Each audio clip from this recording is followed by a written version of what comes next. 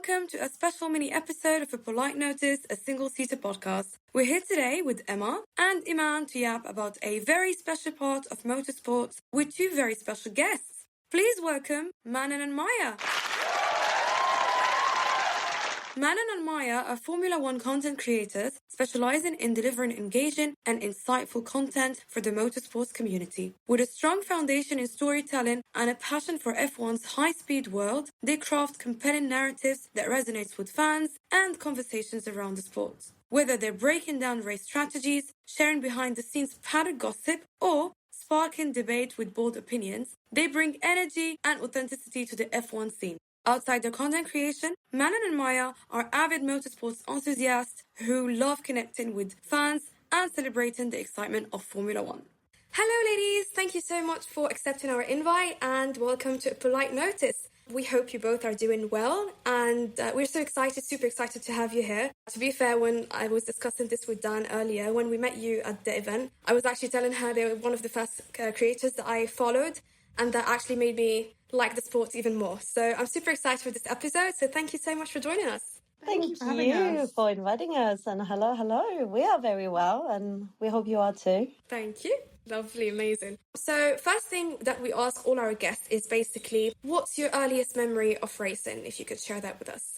I have some abstract memories of it being on my TV back in the Alain Prost day, because obviously I grew up in France. And so when he was at the top, everyone was really into it. And then I think it sort of like died down, at least in my household. So I would say around those time, but it's very abstract because I remember back then not really enjoying it until I got into Mario Kart. I wasn't really into racing. Do you have one that's far away? Similar, yeah. I remember being in pubs, because in the UK being in a pub as a child is not insane.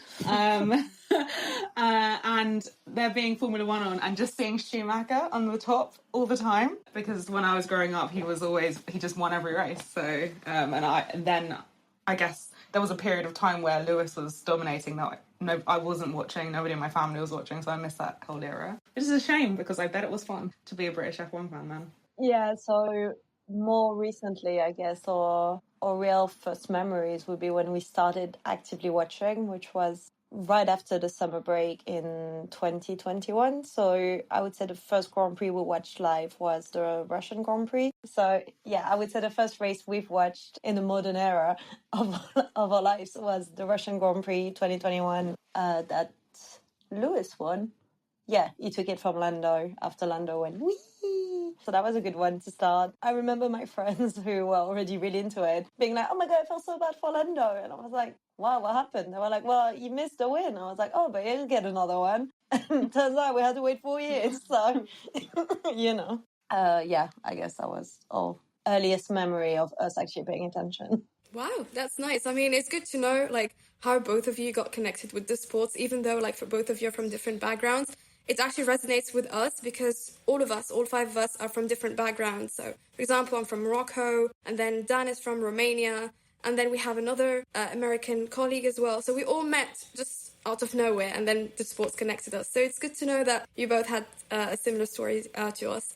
And on that note, can you tell us more? How did you both meet, and did it happen because of motorsports? No, we met before we fell into motorsport. We met 8 years ago in central London. We were both going to see plays on the West End, and we sort of met at stage door outside the theatre. We started talking, and back then I had just moved to the UK, so I didn't really have a lot of friends. So I sort of crushed her French group basically and invited myself to the pub with them. And yeah, that's a great friendship bloomed, and later a marriage. Eventually. Yeah, it was nice. It didn't have anything to do with Formula One, but it was a similar like vibe in that we were both into the same thing, and so shared interest is a very important thing. Yeah, we were fangirls, and we bonded over being fangirls, because when you meet people in a fandom place, that could be like a watch party, a Grand Prix, at the stage of a play, at a concert, like you bond over that thing you're here for. And as you guys probably have experienced when meeting each other, it's so easy to make friends when you have like a common interest. It's way easier than when you meet people at school and you bond over disliking school. It's so much better when there's passion involved. I love that explanation. Like all of us, we all love our different drivers, teams. Like Dan's McLaren, Imane's Ferrari. I don't really support a team, but I love Yuki. I love Checo.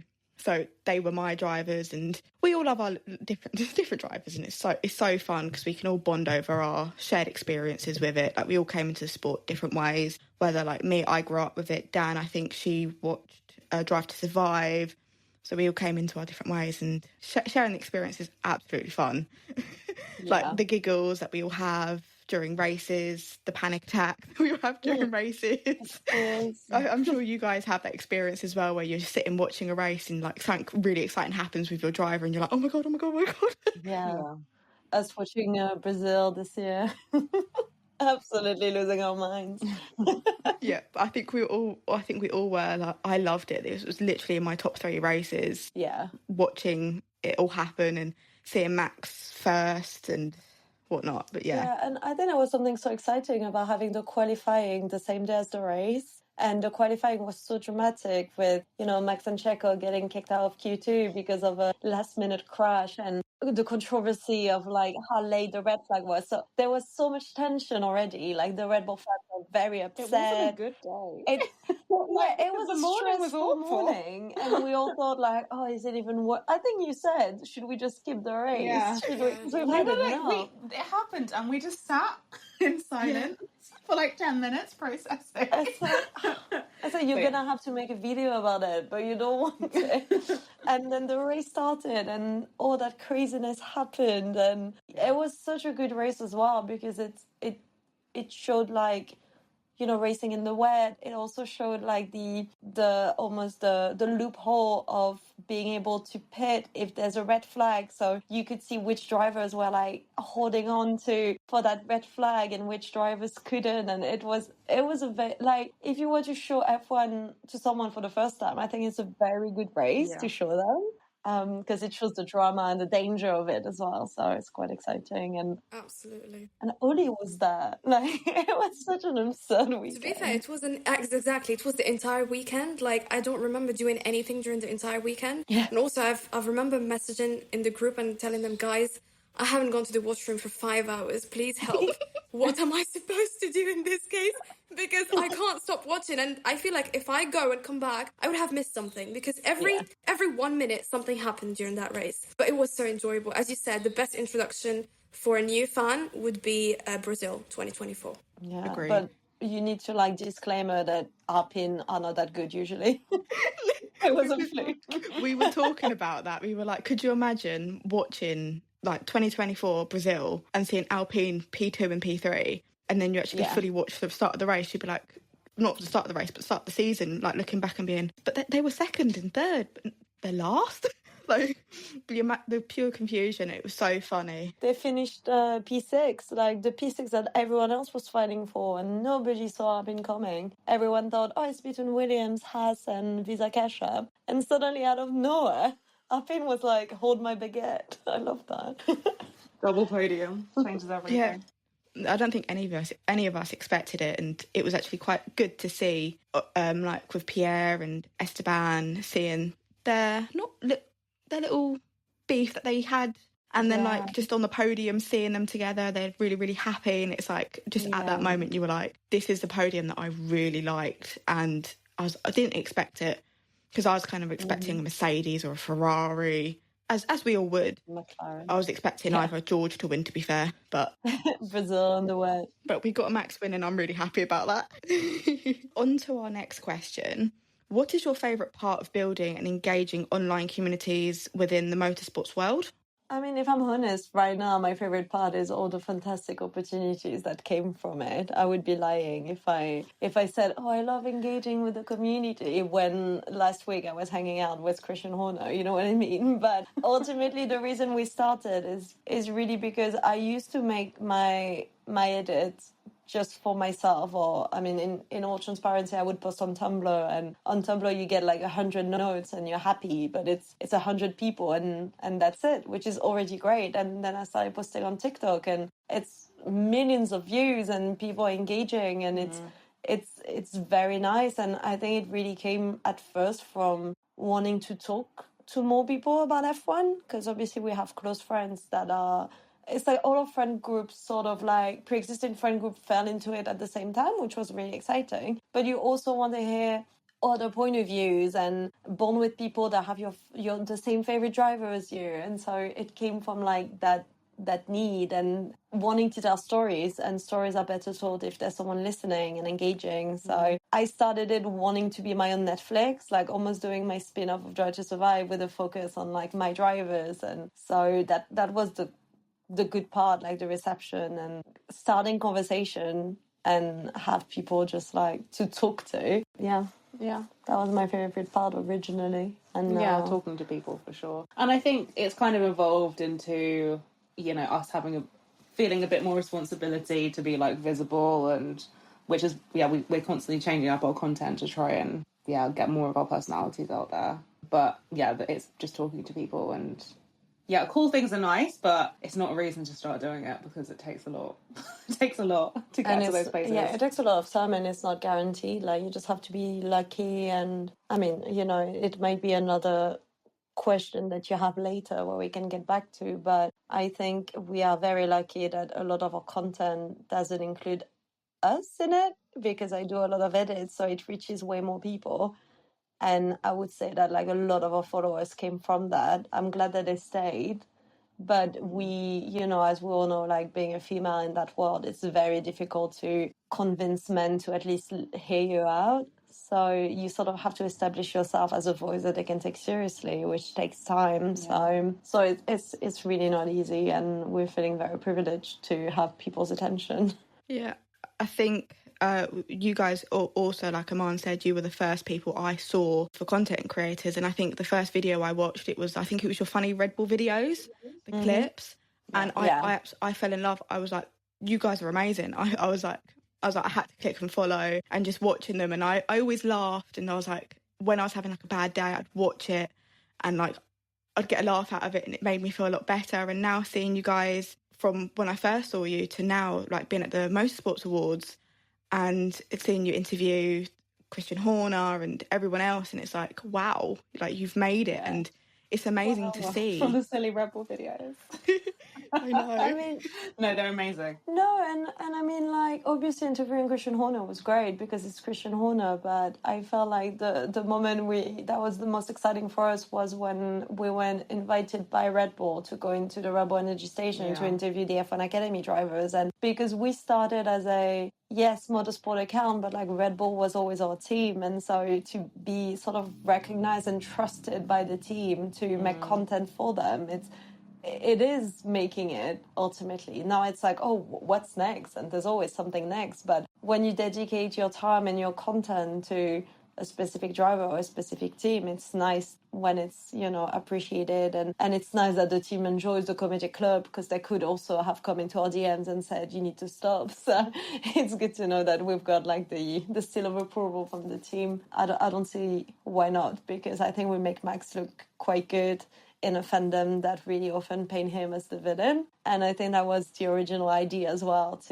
especially because we were very lucky that I started making them in early 2023. Yeah. And we know how good that season was for Red Bull. So my timing was impeccable. But I do think people were very frustrated with Red Bull that year because they sort of ruined the season. I mean, for us, it was great. But if you're not a Red Bull fan, like 2023 is a write-off. So I was hoping that we at least brought people like a bit of joy in the middle of all of it, because Max winning every week meant we got comedian Max. Yeah, rather than depressed Max. Yeah. So, which is not funny. So yeah, I like, you know, any comment that's like, oh, I don't like Red Bull, I don't like Max, but actually it's very funny in those videos, are like my favorite comment, because it's like, yes, the propaganda is working.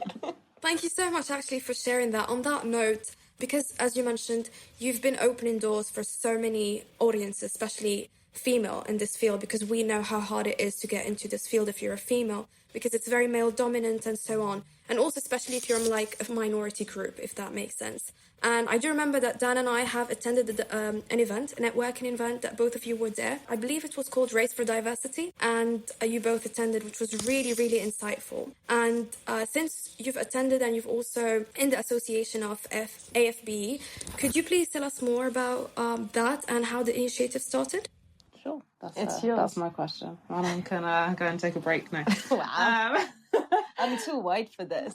No, you are actually. No, she was only there because she can film. I was making the content. I was the help. Yeah. I was the help.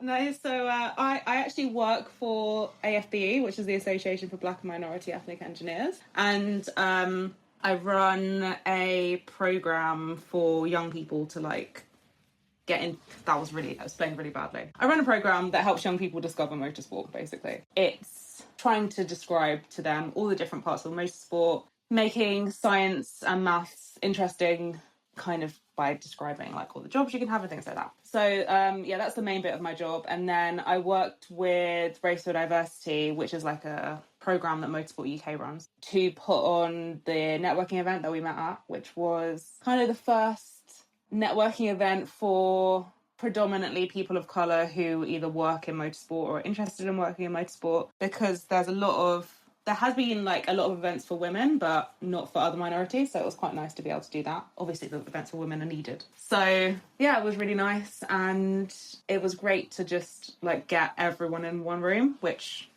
I think is quite a nice thing, and hopefully we'll be able to do more, because I think people really appreciate it, just being able to see each other in person. I think in-person events are really important. We don't do them enough because COVID happened and we forgot about that sort of in-person connection. But I think it's really important. You have to be privileged enough to live near London. Yeah, that's true. To attend them. But they should be everywhere. Yeah. You know? Girls on Track is doing, they have nationwide, like, hubs now. I know it's only in the UK, but it's really cool that they have them all over the UK so that people who can't travel into London still get to meet people. Especially young people who can't necessarily travel with our parents. It's nice if there's more local opportunities. Yeah, well, absolutely. As you mentioned, it's really nice and also helpful to attend this type of events because it makes it easier for people to know each other and also hear from other people from the same, let's say, culture, ethnicity or race in that sense. Like, as I mentioned to you, because I do relate to that a lot, coming like from Morocco to London to study and then meeting people as well. You see like how people basically will involve you and include you in certain things. We don't find it much, but when you find it, you feel like so important and you feel like you're so involved in something you like. I've also mentioned to the girls the other day that being from an Arab background, not everyone appreciates you to be in something different. Like, it's either you should be an engineer or a doctor or something. If you want something like, I want to be a journalist, I want to be in media and whatever, it creates a bit of a stigma, if that makes sense. So having something like this actually helps a lot. And we've seen it as well. Like, for example, if you've been following the two Al-Kubaisi sisters from Red Bull, it's an eye-opening, if that makes sense. Like, in 2018, before 2018, Emirati women were not even allowed to drive. And thanks to every initiative they've been doing, we could see now 2 women in motorsports, which is something amazing. So actually, I would definitely attend anything you guys would organize. So you will see us there for sure. On that note, actually, we have both seen you last week in the Autosports Awards, which was amazing. We love the content. Like, I was messaging the girls and be like, please make sure you put their notifications on because they're going to give us the tea that we want to see. So make sure you do. Can you tell us more about the experience? How was it and how did you feel? Yeah, it was amazing. It felt really surreal, like the whole evening, because we've done media before. Like we said, we worked with Red Bull and we've done media at Formula E, which was, I guess, a more similar situation to what Autosport was because it was more general. We could interview everyone. But we'd never interviewed Formula One drivers. We'd never specifically interviewed Formula One team principals. So that was all new when we got the list of people who were going to be there. We're like, okay, this is really cool. And it was our first time doing a red carpet as well, which is a really unique experience because, yeah, it's just busy and you kind of have to grab people and, yeah, it's a bit different, but it was cool. And, yeah, like, we managed to get almost everything we wanted. Pierre Gasly moved very quickly. Tried. He did try. He tried to speak to us, but he was told no. So he didn't speak to anyone. It's fine. I'm not putting it against just him. us. Yeah, no, it was really, it felt surreal, but also I didn't feel like stressed at any point. I didn't feel like, uncomfortable talking to anyone. I think because we've slowly built up from the first driver interviews we did were at Formula E, like mid last year, and that I felt really nervous. The first interview, it was terrifying. Yes. But I didn't get that feeling at all at the Autosport Awards. It was just like, you're doing your thing, you've pre-prepared, you know what you're going to ask. And then afterwards, kind of when we were at the awards, I was like, oh my God, this is like, it's absolutely mad. But yeah, everyone was lovely. I was really impressed by Kimi Antonelli. I was expecting him to be a bit more reserved because he's new.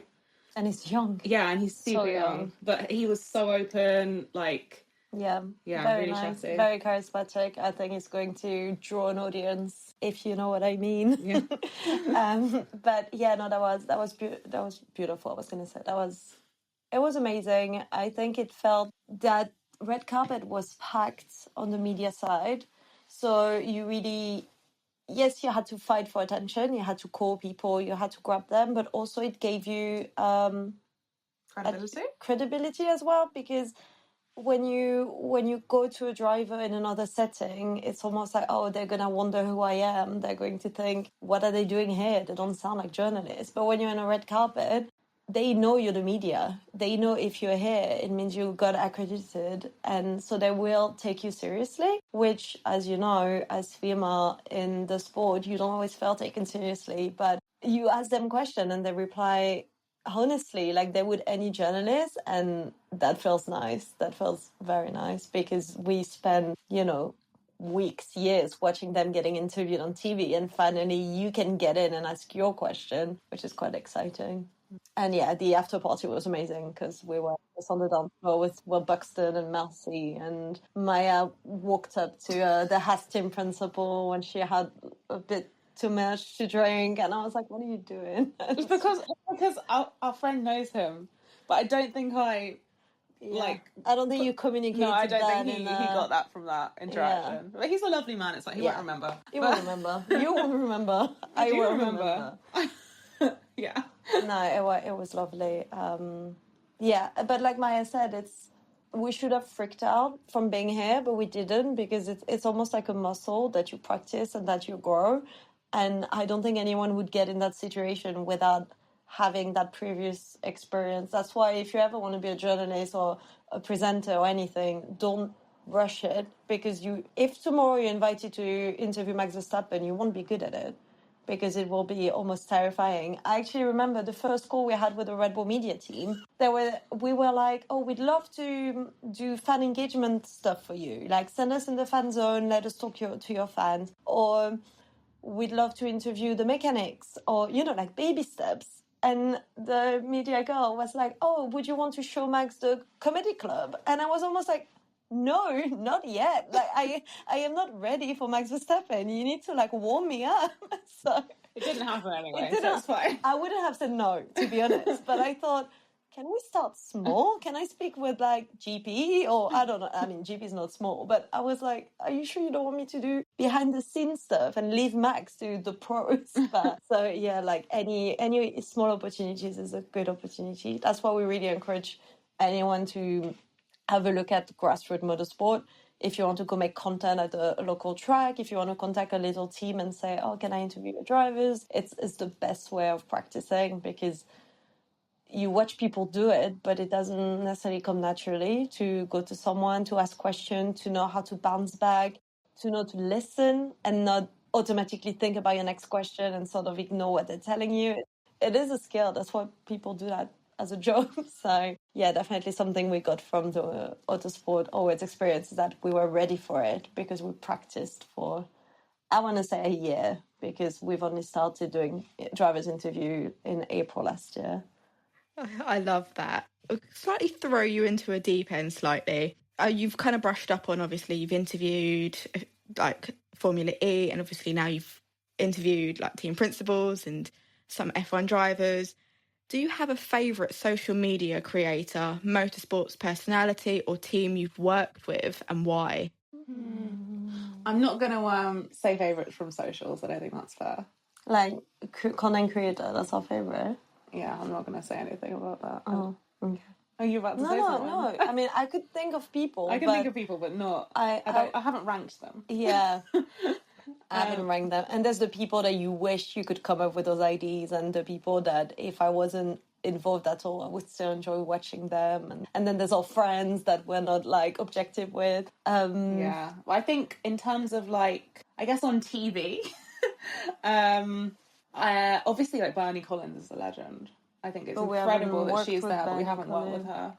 No, but I would love to. I'm trying to think about like, if there's an Effie driver that we've worked with. I loved interviewing. I loved interviewing. So last season we did some work with Andretti, and I loved interviewing Jake Dennis and Norman Hatter. That was great. Yeah. And their social media girlie, Liv, shout out, is great as well. So yeah, we do love working with Andretti, and obviously, I mean, we love working with Zayn Manoni because he's our little guy, and he's sort of the reason why we even went to Formula E. We even went. No, I'm kidding. We planned to go to Formula E for Monaco because it was Maia's 30th birthday weekend, and we thought, oh, we're not big enough to do Formula E interviews, but can we interview your reserve driver? But we didn't do it like that. We were lucky enough that because we shot Zayn Manoni, I don't know if people know who Zayn Manoni in your audience, but he was in F2 until last year, and now he's in FE. But last year he was a reserve driver for Andretti, and we've been big fan of him, so we've sort of like hyped him up a lot on our Instagram, and I don't think a lot of people did that back then. So he followed us, he replied to our DM. So when we went to Monaco, we asked him directly and said, oh, we would love to do a piece on you and with you. Do you think that would be possible? And he said, yeah, definitely, that's something I'd like to do. I'll let my team know. So that's sort of how we picked Andretti as an FE team to cover that weekend. And through that, we got to interview Jake Dennis and Norman. And obviously we interviewed Zayn, and we felt really at ease with him because he knew us. So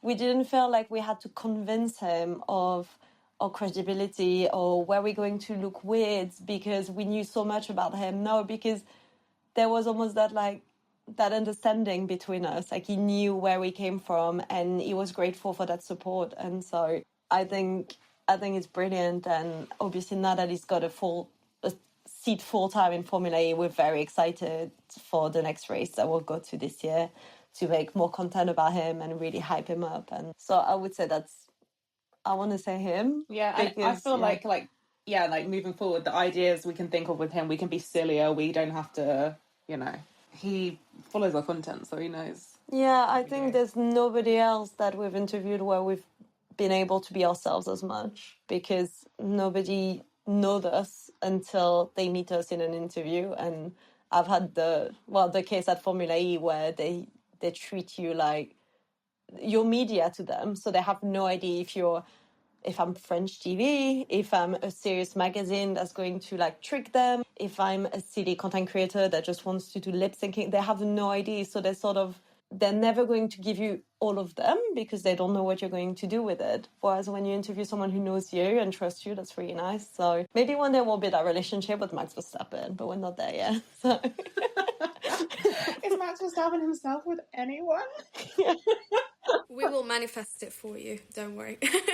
We are. I mean, to be fair, like, Emma is a huge fan of Checo and Max as well. So she will be the one having prayer circles for you both. So because she's waiting for that content, basically. She wants to see it. So she will definitely manifest it, hopefully. Let's hope so. Let's hope. Fingers crossed. We know the people. We just need them to let us in. It's going to happen eventually. As you said, because it takes step by step to build a name first. And then, as you said, make people trust you, make people watch your content, then give you the opportunity. So again, it will definitely, it takes time, but it will definitely happen at some point. And on the same note, actually, since everyone is interested in content creation and loves the glamour of F1 and any motorsport series in that sense, there's definitely challenges out there. Is there any misconception about motorsports content creation that you would like to clarify, or you would like to pinpoint to people, just to mention to them that it's not all what you think, it's not all like free stuff, it's not all like just come and attend, or like just come and become famous? Is there anything you would like to clarify in that sense? I think opportunities are a lot more random than people think they are in terms of, well, I guess they're random and not random, but in terms of which creators are at this event, which creators are at this event, it's not about numbers, it's not about anything about, you know, necessarily their content. Often it will be that a social media manager from a random brand that's interested in Formula One will come on, first 10 videos they see with a decent following, those people will end up, and you can't take it to heart, which we take it to heart a lot and we shouldn't. You know, it's random. These people don't know the space like you do, and it's nobody's fault. But also on the flip side, when you get opportunities that are like really official ones, it is a lot of work that goes into it. You know, you have to apply for media accreditation, or you have to have networked like crazy and know this person who knows this person who will, you know, recommend you to someone else. And like, it took us a year for Red Bull to reply to our emails. Like, it wasn't, that's how long we were trying for. So these things don't just come to you. I think maybe if you like, you know, you made F1 content and you suddenly have 200,000 followers, then fair enough. But for the majority, yeah, everything seems a bit random and it takes a lot to get opportunities. I think misconceptions would be that you can really make good money from it. You cannot make money by just doing motorsport content creation. If you look at the biggest content creators in the space, they're doing other things, maybe more wider comedy, you know, like Vox Pop with people who don't care about the sport. They're going to talk about other sports or music, or there's not enough of a need for content creators that are dedicated to motorsport for them to be paid, because you're already advertising the sport. So why would they pay you to do what you're already doing? They will, and that's a topic of debate that's always doing the round. It's like, why do they invite influencers that don't know about the sport instead of inviting motorsport influencers? It's like, well, because the audience of the motorsport influencer are already F1 fans. They don't need to be converted. Whereas your favorite makeup influencer, her female audience probably has never watched a race, and suddenly they're going to be interested in the Miami Grand Prix. So that's one of the misconceptions. And the other one is that no team is going to slide into your DMs. And I mean, you know, they can, but this is not how it happens. It happens through hard work. You have to be active on LinkedIn. You have to email people. You have to let yourself be known, really, so that you're at the back of their mind. But it's a lot of the DM opportunity you get will be scams. So yeah, it takes a lot of work because you have to make the content, and then you have to be your own manager and partnership manager and come up with your ideas. Like, it's so many hats and none of them can be your full-time job. Some people might contradict it, but I know enough people that try to do it full-time and weren't able, unless obviously you live at your parents or you're married to a rich person and you can afford to not have a work on the side. Fair play to them. Like, but I'm not dissing it, but... We have full-time jobs on top of that, and we're just so lucky that our jobs are related in a way, because obviously, as Maia said, she works in motorsport. The AFB is all about motorsport, and I work in content creation for radio. So it's almost like if you mix us together, we're basically motorsport content creators. But this is not what pays the bill. So yeah, that's definitely, if you're a young person that's about to go to college and you really want to be a content creator, go to college still, get an education, even if it's marketing, even if it's like videography. Just don't bang too much on social media, because it's very difficult and you're very, very, very reliant on the algorithm, and the algorithm is not your friend. Especially with all that, everything that went on with TikTok in the US, it really does show how vulnerable the creator economy is to a few men, like, controlling. Yeah. And that's quite scary if that's your entire career. And so having a skill like, you know, being able to do videography, being able to do written media, that would, you know, kind of future-proof you a bit more, because we never know what will happen with social media. Like, it's scary. Yeah. It's fine because we have jobs, but... I mean, to be fair, that's a really good point to actually mention, because anyone can think that between one night and another, something crazy is going to happen, and then that's it, you're going to get what you want. But they just forget actually that it takes so much time and lots of hard work. And I do relate to it because, as you said, I do take rejection to heart and I do take it personally as if someone has beef with me, but it's nothing wrong. It's just, of course, people go for what they prefer and for what would work with them. It's not like I have less skills or like the other one has something better. They just look for something specific and we should be okay with that. But again, to build your name in such a competitive area, you should actually work and you should show that you're better than everyone else. So thank you so much for highlighting that. And on that note, actually, because you've been in the industry for quite long, you might have noticed that the industry has changed and so many trends have changed in the past few years. What do you think about that? And what do you think has basically made a drastic change in terms of social media? Because I've been a video producer / editor for 12 years now, and it's changed so much, just the video format. You know, we used to be all about landscape, video, the YouTube, the TV, and now everything is vertical video. So just the way of filming, the way of looking at people, like it's funny because it's narrowed, and it's almost like metaphorically and literally, and now it's the focus is, you know, on people, and the approach is different. And it also makes it different because YouTube is still the social media platform that is the most lucrative, where you can really, if you do well on YouTube, you can make it your full-time job. And I feel like YouTube is never under threat in a way that TikTok or Instagram can be, because YouTube has always been what it is. And it's not, you know, like Instagram, 4 years ago, Instagram was a picture platform, and now it's all about videos and carousel and live streams, and TikTok was turning more into live stream than even TikToks as a video format. So you can't really, if you want to do vertical and YouTube at the same time, it doubles the work because you're not going to film it the same way. And I think it's difficult that like every platform really has their identity. Like TikTok is really speak to your camera, behind the scene, be yourself, connect to people. Whereas Instagram is more, it's the aesthetic. It's I'm going to present something exciting to you, but I won't let you in too much into who my breakdowns behind the scene. And so we do cross post a lot, but professionals will tell you, oh, you shouldn't. It's a different type of content, but it means you triple my work because I have to make a vlog in landscape for YouTube and then the portrait version for Instagram and film Maia doing the vlog for TikTok, almost like behind the scenes, shaky cam. So it's very difficult to be across platform, and you get to the question of, should I focus on one app and be 100% and maybe grow quicker?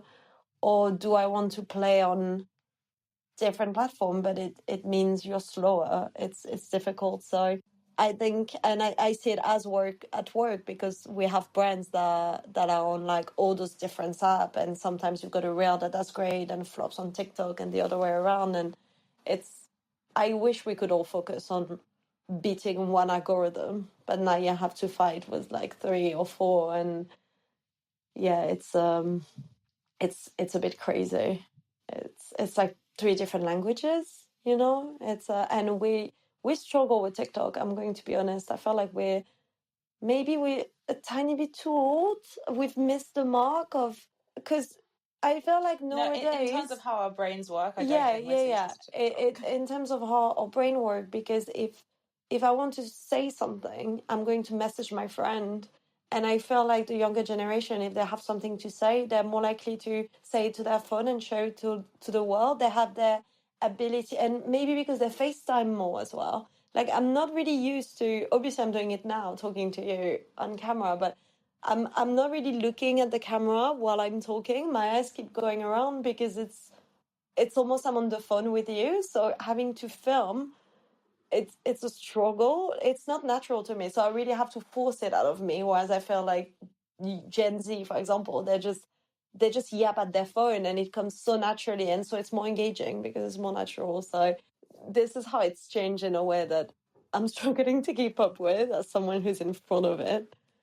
Yeah, I think in terms of like how it's changed, I guess specifically in the F1 space, I don't. We've been this will be our 3rd season, and Hasn't been that long. No, yeah, we haven't been here forever. Like, you know, there are people who've been around for a lot longer than us, but there's also been people who haven't made it that far. So I think something that I noticed the other day is that I think a lot of people who have historically done only motorsport content are doing more lifestyle stuff. I think that's a trend across the board. And actually, when I was, because I tried to keep up with like, you know, social media manager trends and stuff.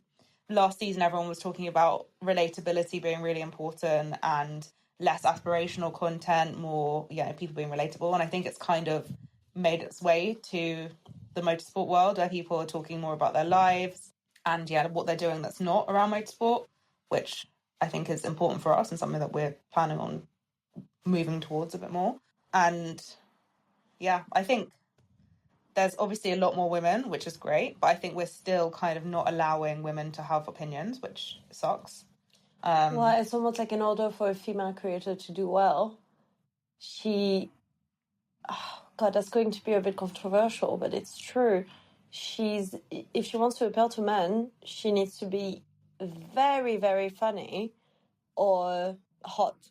Whereas she will appeal to women for anything she says. If she's right, if she's intelligent, if she's engaging, women will just be there. But in order for her to have an audience, then it needs to be more female fans. So it's almost exponential because there are a lot of female fans, but I almost want to say like a big percentage of female fans are also making content. So it's almost like we're creating competition among ourselves because I feel like there's less male content creators, and because there's less men on TikTok. TikTok is a predominantly female app, but it almost means like we're playing with a smaller pool and we're dividing it in a way. Whereas men, there might be four, but because they're men, the other men will engage, they will follow because they don't feel threatened by getting given information by women. So it is almost a bit oversaturated, I feel. Of course, it's easy for me to say when I'm already there, and it was already oversaturated when I started. I think people were starting during the pandemic, they saw the opportunity and they invested at the right time. And I wish we'd had, but no regrets. We were too busy watching the NFL. Yeah, but it is difficult as female creators because while the young female audience is expanding, it's still not the majority. So we're almost all like fighting for the attention of 10% of the entire fandom. So I, for one, can't wait for more content that you guys come out with because it's exciting to see. And I love your... I can't speak. I love how you come across to the fans and the way you explain things. And I mean, I'm not the most technical person there, so sometimes I'll be sitting there going, yeah.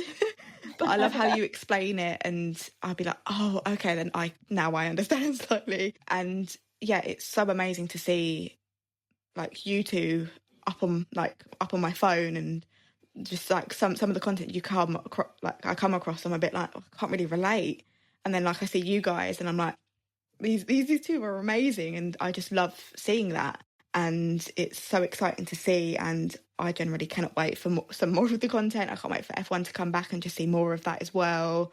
And yeah, it's so exciting. It's okay. And just a general question. I know you guys have your favourite drivers, whether that be in F1, Formula E, F2. Who are your like top 5 in like the different categories, and why? Like, what made you fall in love and become fans of them? We'll do a combined list. Top 5. However, all categories. Okay. Well, do they have to still be racing? No, they can be retired, whether or not they're still racing. They're in a different series. Employed. We don't have to put them in order, do we? No. Okay, good. That's fine then. Because that would be a really long podcast if we had to agree on an order. But I think we can agree on a top 5. I've got 3 in my head. I don't know who else we like. Who else do we like? Christian Mansell. I've got special mention for Christian Mansell. We're gonna start with Christian Mansell because she's mentioned him. I've barely watched Christian Mansell race in my life so far, but we've picked him as our new favorite in F2 now that our actual favorite has left, because Christian Mansell is a very loud, outspoken ally of the LGBTQ plus community, and as the only queer couple in the space, in the content creation space. We are going through it. And so the idea of backing up a driver that for sure has all rights at heart is refreshing. I don't know if it's going to be good. I don't know anything about it. I just love his vibe off track. And he's going to be our little guy this season in F2. So it's a special mention because it's not a favorite yet. But like, let's talk in 2 months and we'll be like, no, yeah, so... we were like, we can't talk about F2 as much as we did when Zayn was in it. And now it's like, oh no. Well, we needed another. Also, he's joining Zayn's former team, so we don't even have to change allegiance when it comes to team. It worked out. So yeah.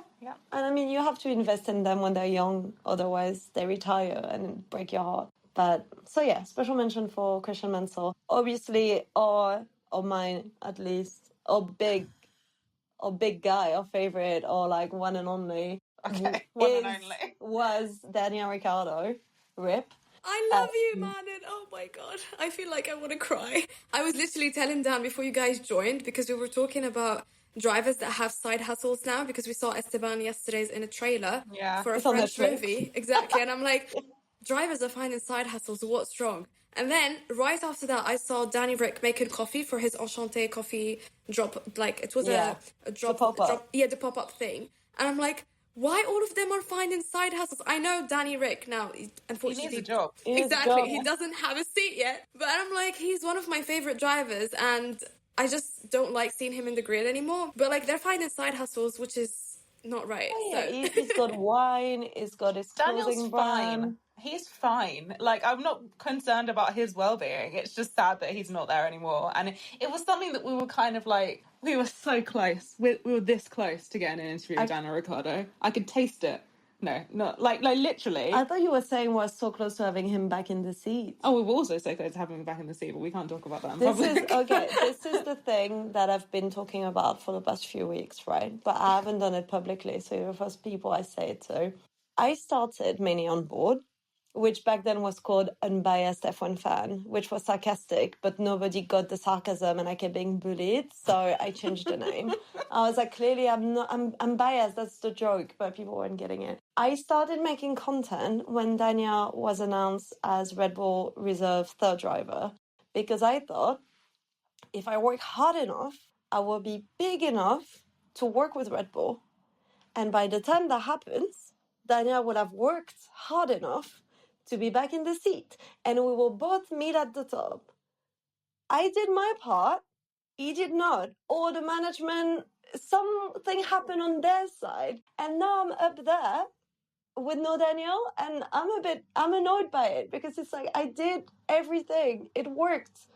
Yay, happy ending for me, but no, because he's gone. So I am a bit gutted about that, because it's like, Daniel, you had one job. Now, what if they put me in a room with Liam Lawson? What am I supposed to do? Like, okay. Smile and wave. Just like, I mean, you're not the one I wanted, but I'm sure you're a nice man. Yeah. I wish he'd broken a bit of that McLaren, to be honest. I wish he'd let go of the steering wheel. I mean, okay. You know what? It's debatable. I do think that he was going to get the seat after Spa last year, and that something happened. Wrist or no wrist. Obviously, I felt like it would have been more guaranteed had he not had that setback. But still... because Liam would never have done that stint. Yeah, and exactly. That's what gave Liam the because seat. It gave Liam the spotlight, and therefore put Daniel in danger, because Liam was young and cheaper, probably. Definitely. No, and so yeah. Do we wait? Because where are you gonna cut and start again? I don't. We need to cut to a list. I just wanted. So I want to praise Daniel, because he's really one of the big reason why I got invested so much into F1. I really got invested into Max and Daniel as a pair. You know, all the Daniel fans, they say, oh, I put Netflix on and Daniel said, my name is Daniel and I'm a car mechanic, and that was it. I don't even remember seeing him in the first episode. But then you have the third episode that opens with Christian Horner being so annoyed that they crashed in Baku and naming his donkeys after them. And that was the moment for me. I was like, oh my God, this is incredible. And I just saw that weird Netflix storyline that they hate each other. And I was like, this is incredible, give me more. And I messaged my best friend about it. And she was like, no, they're really good friends. They're a very good pair. And I was like, oh, even better. And so I sort of, like fell back into the rabbit hole of the Daniela and Max Red Bull years. And so then, flash forward to 2023 when everyone was sort of talking about the possibility of them being back together. And I just ate it up. I was like, oh, this is such an incredible storyline. So I did cry a lot of tears whenever they took it from me, when he broke his hand and when he got fired. And, it's just really upsetting. But it's been emotional being a Daniel fan. But he gave us a lot of good times. I enjoy watching qualifying. I enjoy watching qualifying more when he's not there. Yeah. Well, we got to meet him. I got to meet him 3 times, which was a lot. None of them were in a professional manner, and they were all very brief, but it was nice. It made my day. It sounds dodgy when you say none of them. He was at work in all of those situations. It wasn't like we were following him down like the road in Perth. Not that we were to Perth, but we were at races. No, I mean, it wasn't content creation. Yeah. It was from a fan to a driver. Yeah. Not in I've worked with you. Yeah, which is a shame. So Daniel would definitely be in our list of top 5 drivers of all time. Max. Yeah, let's talk about Max. Max. We, as I've mentioned, Max, and he's our little guy, and we're very devoted to his rights and his wrongs. I know he does things that are very questionable, and we're always on the brink of him doing something that we like. I'm always a bit concerned unforgivable that he's gonna say something, and I'm gonna be like, Max, I can't support you anymore. But it's the little bit of danger. That's great. We also know that he's is problematic, right? He's surrounded by problematic people. His dad is problematic. His father-in-law is problematic. But I'm not looking for a husband when I stand Max Verstappen, right?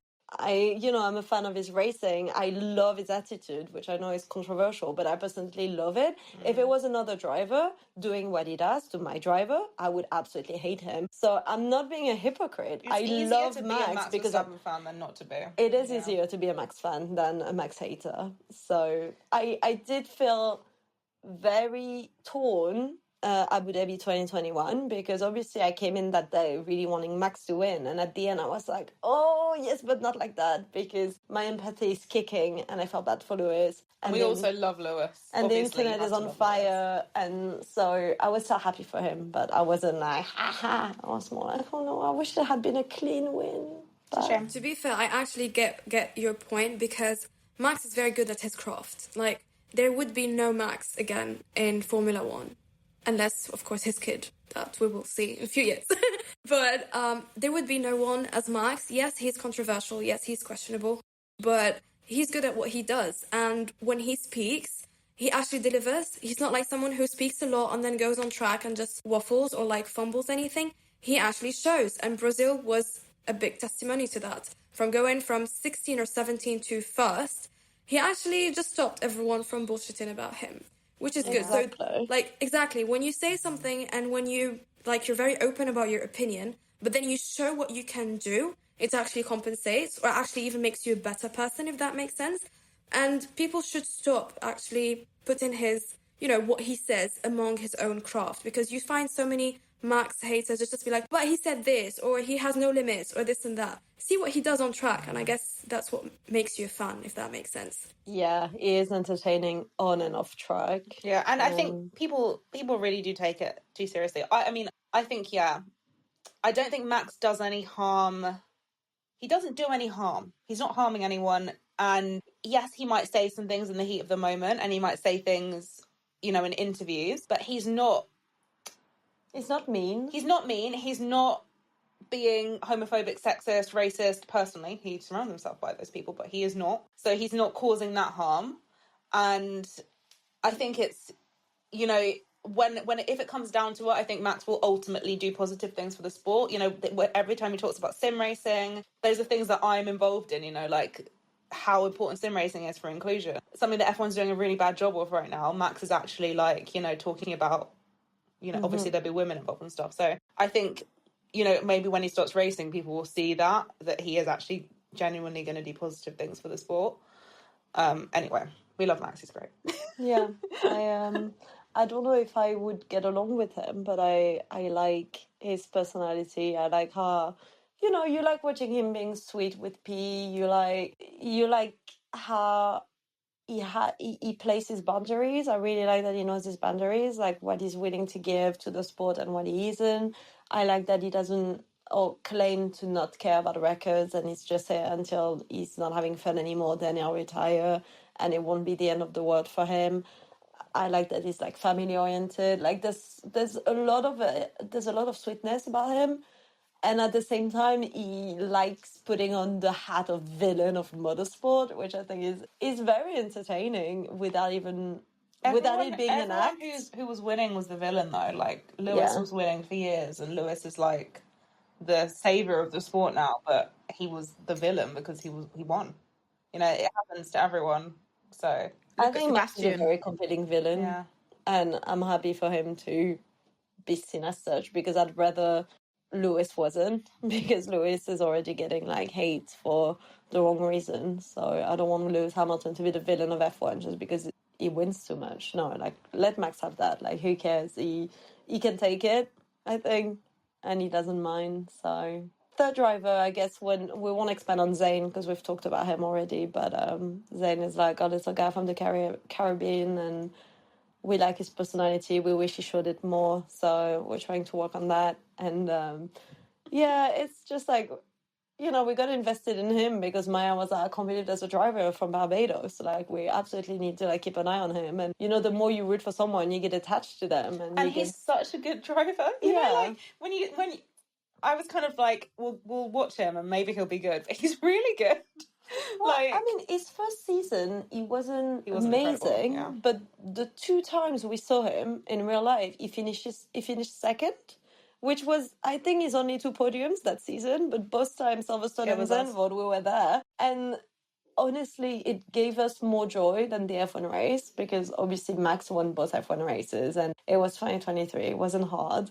So it's like Zayn is competitive enough without being so superior that he removes that excitement. I guess that excitement that like Ferrari and McLaren fans must have felt this year, and Mercedes fan as well. Sorry, guys. Like, as Red Bull fan, you almost got used to winning, and it's almost like if you don't win, you're like, oh, what do you mean we're not winning anymore? Like, you don't have that, like, oh, wow, we won. That's incredible. So that's why we really like watching F2 and Zayn, because he gave us that level of, not depressed like watching Daniel Ricciardo, and not complacent like watching Max Verstappen. It's like the sweet nice middle. And now he's in Formula E, which is, it's my favourite series. Yeah. So... And he's a rookie in Formula E, so nobody's expecting him to... There's no pressure. Yeah, it's quite nice. Good. Oh my God, we need 2 more. Should we go in other series? Can we have Do you have one in FE? In FE? No, I was going to say Lewis. Okay. Because he's a legend. Yeah, fair enough. And Yeah. And he pays my salary, so I should... That's true. Mission 44 funds my programme, so thanks, Lewis. No, he's a legend. He's a legend, and he has changed Formula One for the better, and he will continue to do that, and that's a nice thing. Also, I'm so excited about next season. Like, the way he shook the world with that, like, he's a genuine star, so, I think it would be wrong to leave him out. Should we pick a girl? Oh, I mean, we can, but we don't have, like, one. But go for it. But which one would you pick? I would pick Abby. Oh, pick Abby then. Yeah. She also embarrassed herself in front of Abby at the other sport. I didn't embarrass myself. I introduced did. myself. Yeah. It was fine. You basically went up to her and was like, we're gay, so... No, that's not what I said. I know, but it sounded like it. No, I said we do a lot of work with Racing Pride, so I feel like I know you guys. That's a perfectly fine thing to say. No to her and her gay coach. It was fine. But do you see how that sounds? No. To a gay woman to be approached by someone who doesn't carry Racing Pride champion or lesbian on their forehead. Someone comes to you and say, oh, I watch a lot of gay content, so I feel like I know you. That's not what I said. No, but it sounds like that. Oh, well, never mind. And so then I came and I was like, we did work with Sarah Moore, who used to race with you in W Series. And then I saw Alice Oh yeah, because that's the context you need, not the. I've seen you on the gay Instagram. No, we actually are. We do know your friend. It's just sometimes Anyway, you have to like. Abby's a legend. Yeah. And actually, whenever I talk about Abby with anyone in motorsport who's been around for a long time, they're like, yeah, she's incredible. She's going to do something cool. So hopefully she's going to be the one who's making the waves. I want to do a special mention to Jessica Alexander. You don't know who Jessica Alexander Jessica is. Alexander is a karting legend, a champion. She's a openly trans woman who's been karting forever, and she wins everything. And she's a legend. She really cracks me up, and we love her. She does endurance karting. So she's in a kart for hours. For hours and hours. Imagine like the pain on your body. She's so fit as well. Like just so strong and impressive. Anyway, we love Jess. Love Jess. If you're listening, Jess, shout out for you, Jess.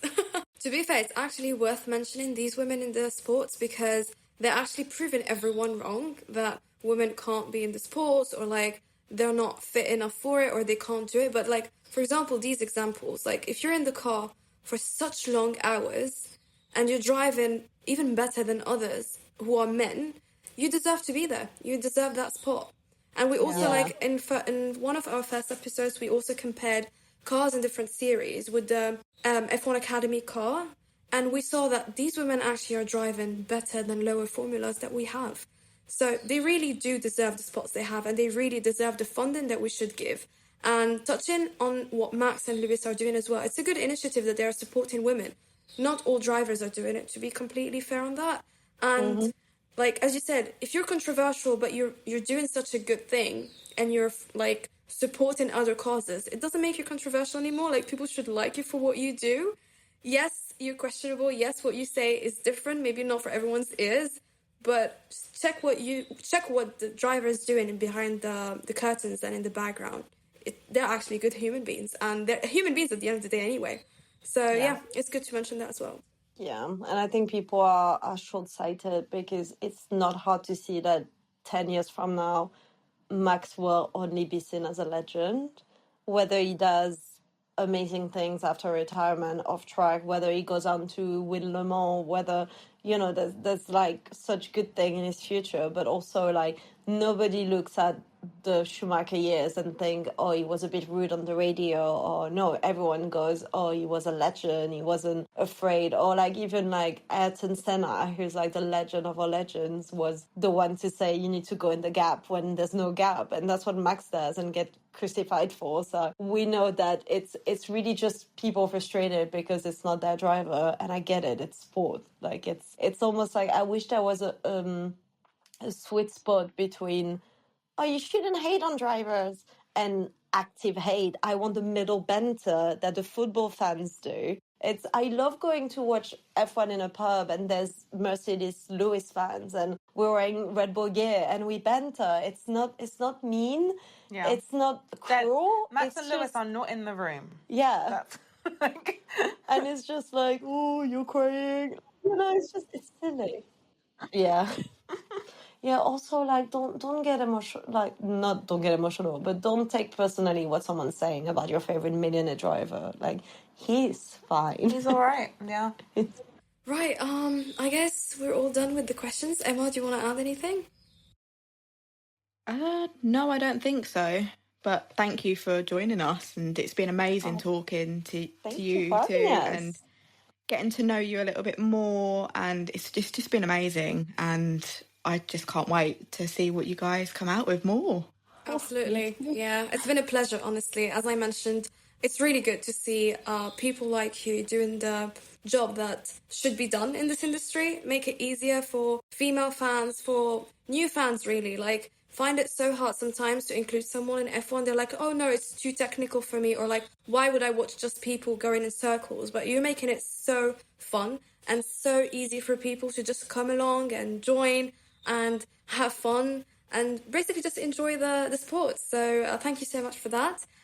Last thing from my side is, if anyone would like to follow you and then stay in touch with you, where can they follow you? If you can share maybe your social media platforms.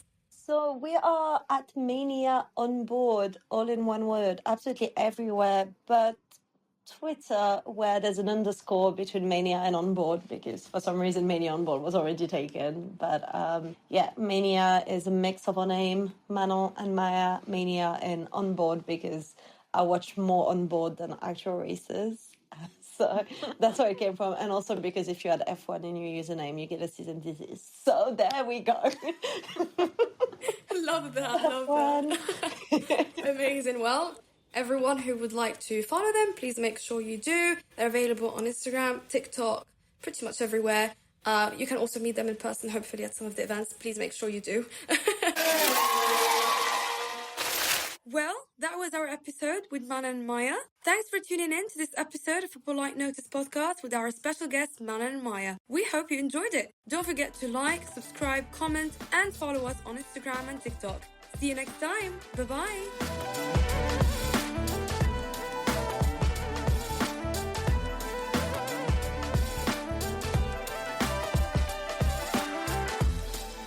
This has been a mini episode of a Polite Notice podcast, a Polite Notice production, hosted by Daniela, Emma Cheshire, Imane, Morabet, Rebecca Jones and Savannah Lenz. Special guests Manon and Maia. Research by Eleana, Cheshire, and audio editing and technical production by Vasile.